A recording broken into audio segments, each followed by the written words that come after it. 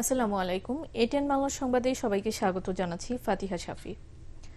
সারা দেশে গত ২৪ ঘন্টায় হাম ও হামের উপসর্গ নিয়ে আরও ৮ শিশুর মৃত্যু হয়েছে। এই সময়ে হাম ও হামের উপসর্গ নিয়ে আক্রান্ত হয়েছে ১,১৮৫টি শিশু।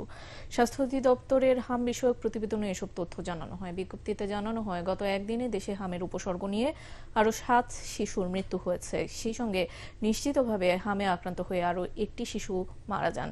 এ নিয়ে এখন পর্যন্ত সারা দেশে হামের উপসর্গ নিয়ে মৃত্যু হয়েছে ৫৩৬ শিশুর, আর হামে আক্রান্ত হয়ে আরও ৯২টি শিশু প্রাণ হারিয়েছে।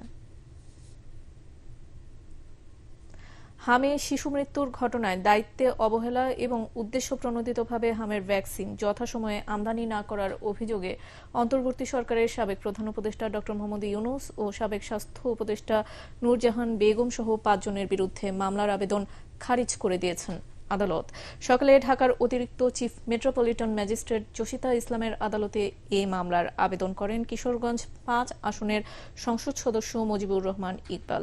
শুনানি শেষে আদালত আদেশের জন্য অপেক্ষমান রাখেন। পরে মামলাটি গ্রহণ করার কোনো উপাদান না থাকায় তা খারিজ করার আদেশ দেন আদালত। মামলায় আরও যাদের বিরুদ্ধে অভিযোগ আনা হয়েছে তারা হলেন স্বাস্থ্য ও পরিবার কল্যাণ মন্ত্রণালয়ের সাবেক সচিব মোহাম্মদ সাইদুর রহমান, সাবেক প্রধান উপদেষ্টার বিশেষ সহকারী অধ্যাপক ডাক্তার মোহাম্মদ সাইদুর রহমান এবং স্বাস্থ্য অধিদপ্তরের সাবেক মহাপরিচালক অধ্যাপক ডাক্তার মোহাম্মদ আবু জাফর। ৪২০, ৪০৯, ৩০৪ এবং ৩৪ ধারায় এই মামলাটা বিজ্ঞ আদালত ৪০৯ একটা দুদকের ধারা বিবেচনায় বিজ্ঞ আদালত খারিজ করে দিয়েছেন। এই আদেশটা হাতে পাওয়ার পরে আমরা বিবেচনা করে সিদ্ধান্ত নেব আমরা উচ্চ আদালতে যাব কিনা। আদ্দিন হাসপাতালের আবেদনের প্রেক্ষিতে মঙ্গলবার পর্যন্ত সময় দেওয়া হয়েছে বলে জানিয়েছেন স্বাস্থ্যমন্ত্রী সরদার মোহাম্মদ সাখাওয়াত হোসেন। তিনি জানান, তাদের জবাব পাওয়ার পর ব্যবস্থা নেওয়া হবে। স্বাস্থ্যমন্ত্রী বলেন, মারা যাওয়া ৬ নবজাতকের পরিবারকে হাসপাতাল কর্তৃপক্ষ ক্ষতিপূরণ দিলেও তাদের বিরুদ্ধে আইন অনুযায়ী ব্যবস্থা নেওয়া হবে, কোনো ছাড় দেবে না সরকার। ১৪০টা দেশে আমাদের ওষুধ রপ্তানি হচ্ছে এবং আলহামদুলিল্লাহ আমাদের যদি ভ্যাকসিন ওনারা তৈরি করতে পারেন এটার পরিসর আরো বৃদ্ধি হয়ে যাবে। এই গভর্নমেন্ট আমরা সততার ভিত্তিতে ন্যায়নিষ্ঠভাবে দেশের জন্য কাজ করি।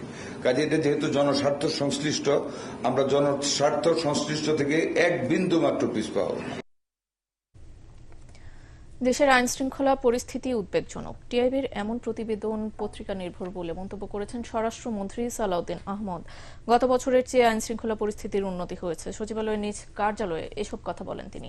স্বরাষ্ট্রমন্ত্রী বলেন, খারাপ কাজে তিরস্কার, ভালো কাজে পুরস্কার পাচ্ছে পুলিশ। পলাতক পুলিশ সদস্যদের বিরুদ্ধে আইন অনুযায়ী ব্যবস্থা নেওয়া হচ্ছে বলেও জানান তিনি।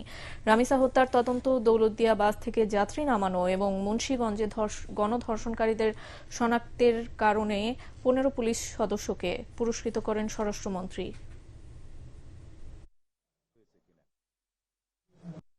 নৈতিকভাবে আমরা আরো বেশি বুস্ট আপ করতে চাই, যাতে তারা আইনানুগভাবে আইনের শাসন প্রতিষ্ঠার জন্য তাদের উপর অর্পিত দায়িত্ব পালন করে। আমরা আজকে শুরু করলাম, সারা দেশব্যাপী আরো এরকম যারা কৃতিত্বপূর্ণ কাজ করেছে তাদেরকেও আমরা পুরস্কৃত করব। এবারের বাজেট মানুষের ভাগ্য পরিবর্তনের বাজেট হবে বলে জানিয়েছেন জাতীয় সংসদের হুইপ রুহুল কুদ্দুস তালুকদার দুলু। জাতীয় প্রেস ক্লাবে শহীদ প্রেসিডেন্ট জিয়াউর রহমানের মৃত্যুবার্ষিকী উপলক্ষে আয়োজিত অনুষ্ঠানে তিনি আরো বলেন, প্রতি বছরই বাজেট আসলে জিনিসপত্রের দাম বাড়ে, যাকে সবাই গরিব মারার বাজেট বলে থাকে, কিন্তু এবার তা হবে না বলে দাবি করেন সংসদের এই হুইপ। বিএনপি যখনই ক্ষমতায় এসেছে সরকারের বিরুদ্ধে নানা রকম ষড়যন্ত্র হয়েছে, এবারও হচ্ছে, তাই সবাইকে সতর্ক থাকার আহ্বান জানান রুহুল কুদ্দুস তালুকদার দুলু।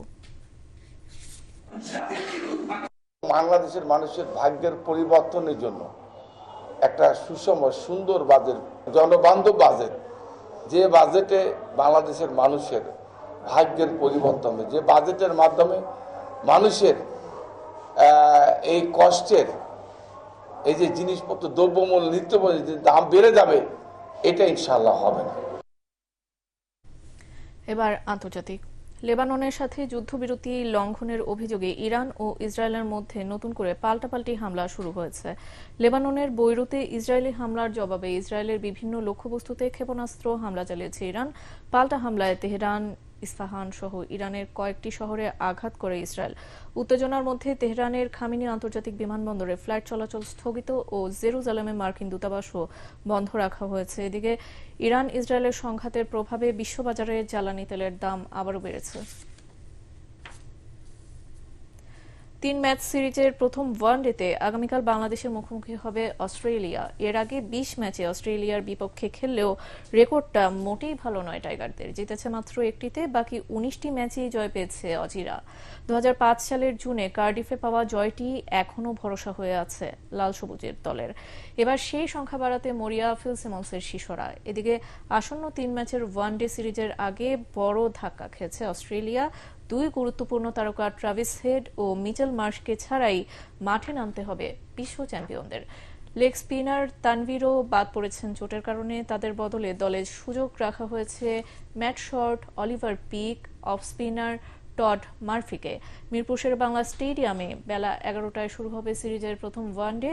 11 জুন ও 14 জুন হবে পরের 2 ওয়ানডে ম্যাচ। এরপর 17 জুন থেকে চট্টগ্রামে 3 ম্যাচের টি-20 সিরিজ খেলবে দুদল।